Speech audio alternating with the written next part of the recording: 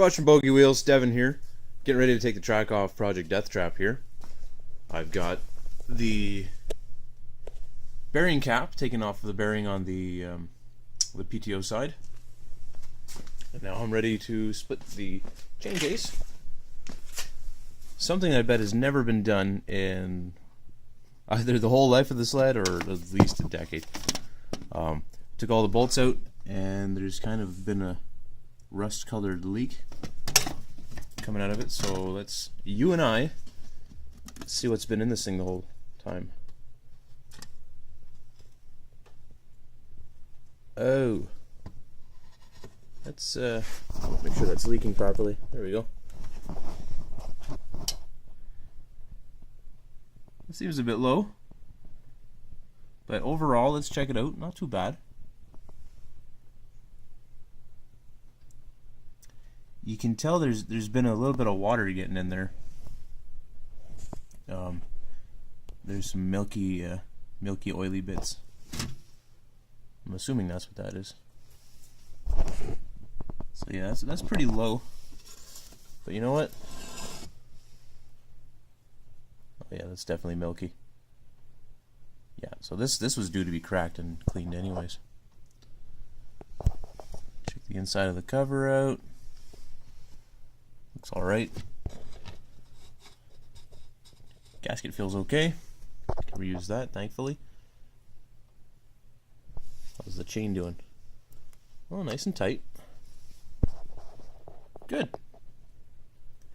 And if you're ever doing this at home, and you're thinking, oh, well, I don't want to split the case. It's going to go everywhere. I'm going to need to buy one of those tubs to catch the oil in. No, you don't need one of those. Get an old windshield washer fluid thing. Carve the top off of it. You got yourself an easy catch and carry oil container. Alright, let's pull that pulley off. Or sprocket. I can learn my terminology here. So here's how I definitely know that the chain case has been cracked already. Unless it is common practice in Bombardier to use a nail as a pin for your castle nut. I know those Québécois are a little bit bizarre, but that's probably still not stock. Resourceful though, I admire whoever did this. You know, it's done the job for I don't know how many years it's been in there. I got the chain slacked off now. As luck would have it, I broke the pair of circlip pliers that I had on my last project, so off to the store to get a good pair. Not the kind with the interchangeable bits on it. Those do not last. Word of advice. So we got the retaining circlip off of the sprocket shaft here, off the drive shaft. I just used a dental pick and a screwdriver because I got impatient, didn't feel like going to the store. And I started cleaning out the bottom of my chain case here, and I pulled out this here. It was almost a solid piece of metal. I feel like it's just metal shavings that have congealed into a solid, almost like a rock. There we go. That thing is stiff.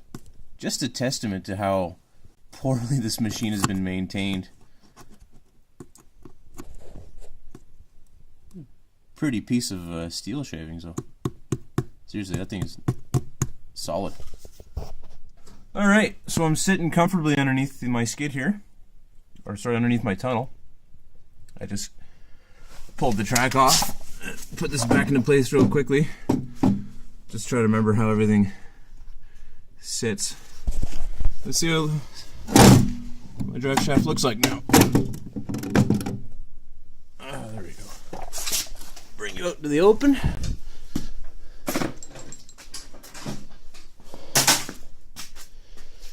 I'm just gonna lay it in front of my skid, the way it came out, the way everything sits.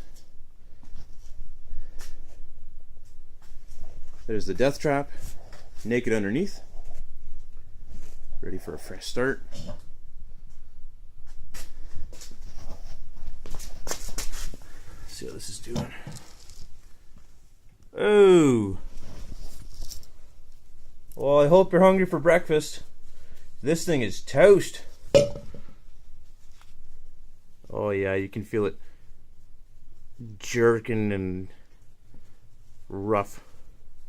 Quite a bit of resistance on that bearing. How's the other one?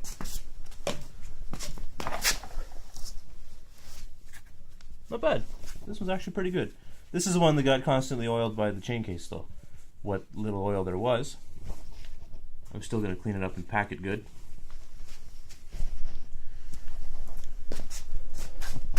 Old track. Goodbye.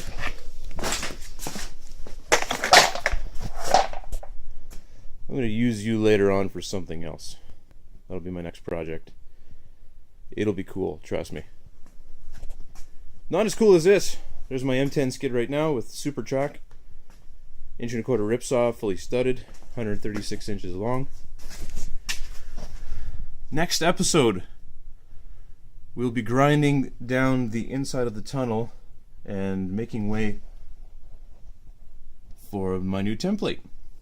The one that's going to be holding the M10 skid. And I'm still, if one of our 6 viewers is watching and knows anything about this, I still need the measurements that go from the drive shaft to the first mounting point. Somewhere around here. I found out that between the first mounting point and the second one is about 25.5 inches, so I can work with that on my own. I need to know where to start though, because excuse me, without that number I cannot put the track, I cannot put the skid in and tighten the track properly. It's just going to bind. Either that or the track can be too tight or too loose and it just won't work. So shout out for help on YouTube. Alright, this is Devin with Bogey Wheels. Thanks for watching. Stay tuned. We must bogey wheel.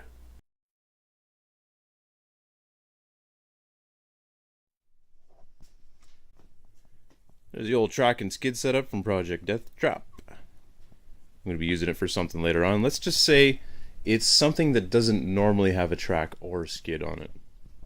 Don't know what exactly yet, but it's going to be cool once we get it going. Thanks for watching.